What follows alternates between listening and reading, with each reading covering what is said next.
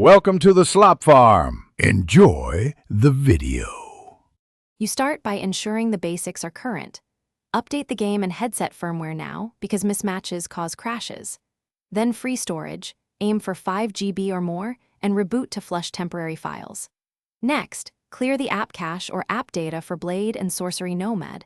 This removes corrupt temp files that often trigger crashes. Once done, relaunch the game to confirm whether the crash persists, because many issues resolve after these initial housekeeping steps. You now tackle in-game and system settings to reduce strain. Lower graphics settings, reduce resolution, turn off anti-aliasing, and cap FPS to 60, because overheating or GPU overload often causes sudden exits. Next, disable experimental features and background recording. They can conflict with Nomad's runtime. Also inspect developer options.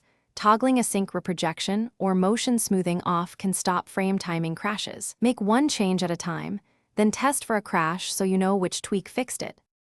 If issues persist, you should reinstall Blade and Sorcery Nomad. First backup saves to cloud storage so you don't lose progress. After reinstall, test the game. If it still crashes, consider a factory reset of the headset only as a last resort and restore backups afterward. For one key troubleshooting tip, capture crash logs and note exact steps that reproduce the issue, then contact the developer or platform support with those logs and your headset model. That information speeds up. Thanks for watching. Consider subscribing if we helped you today.